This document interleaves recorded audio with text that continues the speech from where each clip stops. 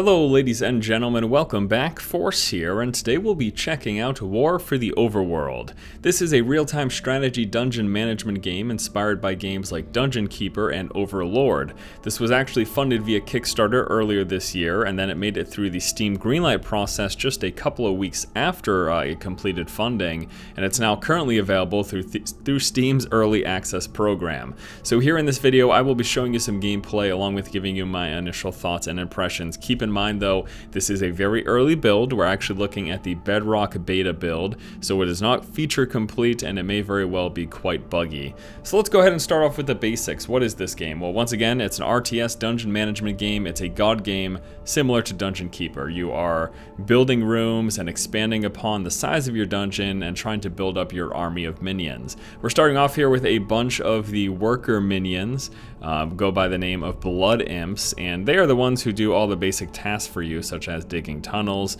and stuff like that. And we can pick any one of these guys up just by clicking on them and then moving them. Let's move this guy over here. It doesn't really do too much. You don't have much direct control over these guys other than picking them up and dropping them at the moment, but it's a pretty neat feature when you're trying to defend or try to get guys to build certain things in a quicker fashion.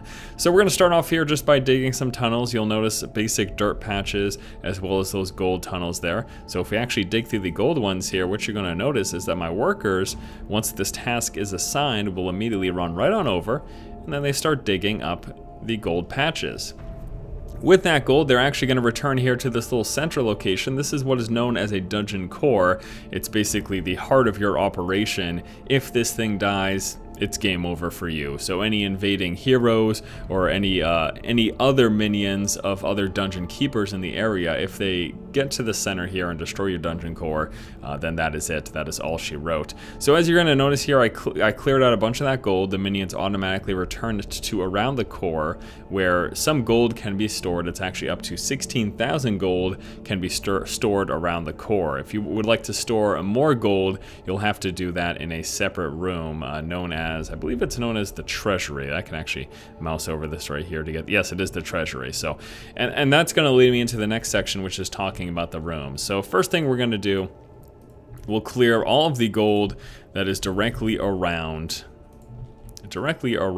our dungeon core. And beyond doing individual clicking, you can also click and drag. For example, I could just go like this and you'll notice it's actually going to highlight an area that will be cleared if you've got multiple patches you'd like to clear at any given time. And all that gold is being brought back here, and once again we can store up to 16,000, currently sitting at about 5,000 gold.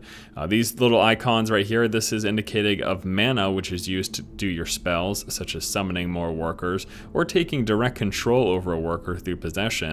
And then the gold right here is used to place down tiles to specify what types of rooms you want and how big of an area you'd want it to be. So how do we place down rooms? Well, the first thing you do is by clearing these areas, you gain control of them. And these little tile patches here that the workers are placing down, that is you gaining control of that area. Once you have control of that area, you can then designate what type of room it is. So the different room types that we have are the lair, the slaughter pen, the treasury, the archive, and the foundry. So we'll go ahead and go through those one by one. And we also have this system over here, which I'll talk with you about in just a moment. So let's start off here by placing down a layer. Now what you're going to do is individual tiles that have already been claimed, you can click on them, and that's going to convert that area into a layer spot. At the same time, it will use up gold. Watch my gold diminish here by 100 every time I place down a single tile, and we can also go ahead and just do an entire area coverage just like that. So in the layer, this is where your minions rest. This is where they're going to get their beauty sleep once they get tired. Doesn't appear that the rest system is necessarily in place or there's much information displaying it to you. I have seen minions rest. In fact, they actually plant down these little beds that just look like slumber bags, and then they'll go ahead and go to sleep. But in terms of being able to tell which of your minions are tired and when they need to sleep, that system doesn't appear to be in the game yet.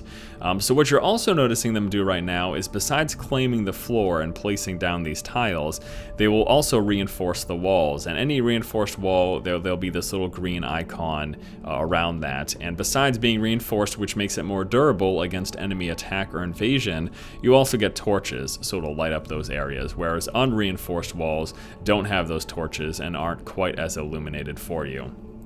So here you go, here's a great example. You're gonna notice that little bed that's been placed down there, and the minions are just going to go ahead and start doing that. And you'll also have noticed we've got a new worker, or a new unit type, a new minion. This is actually known as an augur here, and he was summoned through this area right here.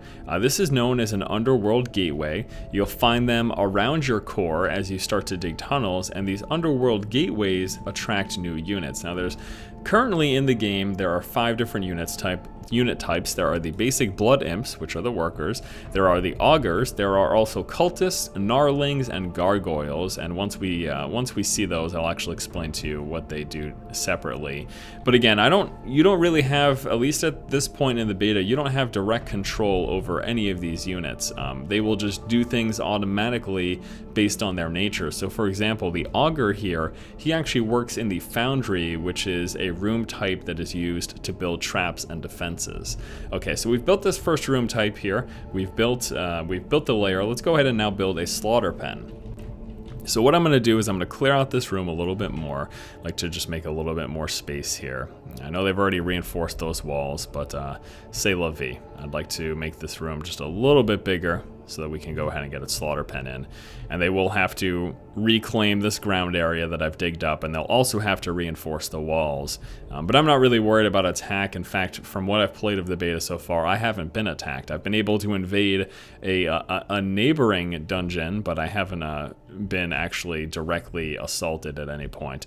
So we've already taken a look at the layer room, which is that right there. The second room type here is the slaughter pen, and this type of room will actually spawn the food, which is known as these micro piglets, and that is what's used for your minions to eat. So let's see if we get any of those here. Yeah, we got a few of them. So here are some micro piglets, and I can pick them up and move them.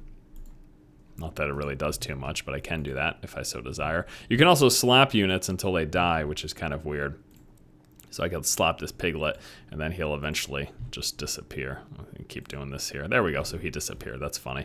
You also notice a different aesthetic to the ground tiles, as well as the type of walling, depending on the room type. So over here in the layer, we've got these nice wooden walls and these beautiful looking torches, some nice designs, and it looks like there's little hatches or something like that. I guess that could be storage for them. Maybe that's where they put their clothes. And over here in the slaughter pen, there's just some pigs hanging up on the wall. Kind of nasty. Oh well. Alright, so the next type of room that I'd like to show you is the Treasury.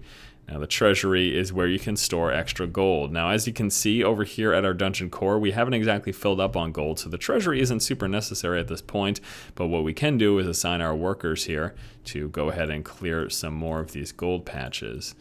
And then, once we have some more gold to actually store, then the Treasury might become necessary. And I'm going to actually also task them with with clearing all this stuff over here. Quite a bit of gold over here. So we'll tell them to clear all this as well. I'm sure you'll notice there was some music in the background prior, but there's no actual game audio at the moment. Again, that just has to do with the fact that this is an early build. And I think in the past it's been the case where the music's just stopped after a while, and I think we may be at that point. Ooh, and I want to be careful because it looks like there's some enemies over there, so I don't want to go too far in that position, at least at the moment. So it looks like the music may have completely stopped now. So it's just going to be my voice that you hear talking. But again, this all just has to do with the fact that it's a early build of the game. And that's about that. Okay, so we're going to clear this room over here, and I'd like to make this room the Treasury. So we'll clear a few more tiles, just like that. I guess that's a nice looking spot there. And then we can transfer this room into the Treasury. And you'll notice again the different tile for the floor, based on the fact that this is a Treasury. And you'll also notice the walls, they're very, well, they look rich, and you would imagine. You know, they look fancy. They look like fancy walls, as you would expect, right? Because this is the Treasury. Fancy walls need to be here. Now they can't reinforce, my workers cannot reinforce these areas that we can't dig through, these sort of hard rock, granite or something like that can't be reinforced, but I'm assuming that they're just reinforced by nature. Just the simple fact that I can't dig through those. I can only dig through the gold patches as well as the dirt patches. All right, so there's a treasury. This is where any extra gold that will be overflowing from the main dungeon core, that is where it will spill on over into there. Besides the treasury, we also have this right here, which is the archive. This is the archives. This is where, they're not chives, as delicious as chives are. The archives are where cultists will work, and this will, in the future, allow you to research new spells. And then the last type of room that we have is the Foundry. And I guess I could just place the Foundry over here. These guys are clearing this area at the moment. And the Foundry is where you will build traps and defenses. And let me try to show you the different unit types that we have here. So here's the Augur. He is the guy who will work in the Foundry. This is the Cultist right here. He is the one who will automatically go and work in the archives. The archives.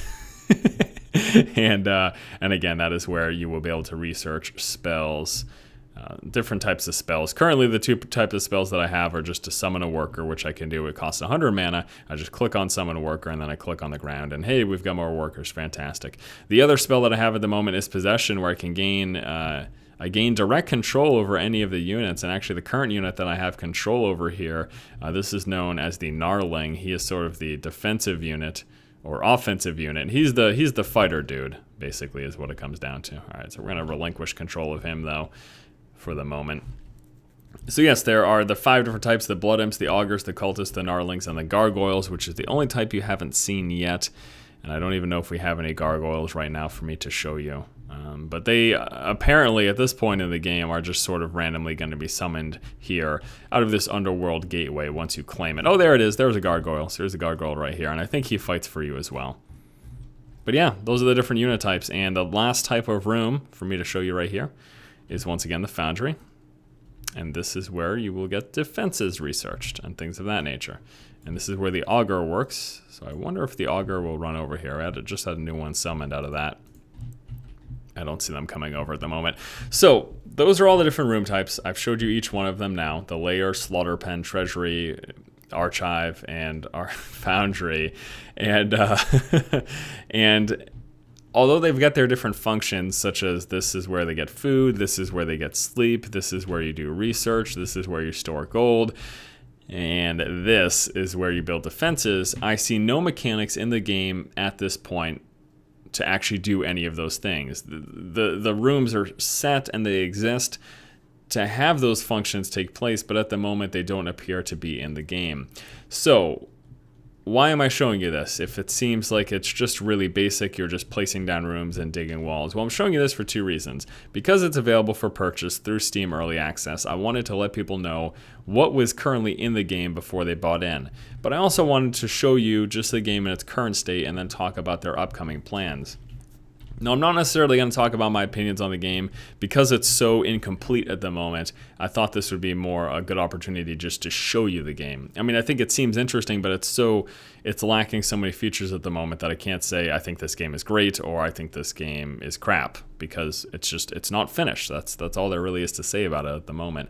But upcoming content planned for the near future, there'll be a new room type, which is the Beast Pen, a new minion, the Buffu, 2 new spells, Lightning and Prophecy, also new enemy types, Priestess, Inquisitor, and Dwarf Worker, and then new systems are getting in place, which is the Veins of Evil, as well as unit abilities. So again, we've got the room where you can research unit abilities, but we don't have unit abilities that I can currently do.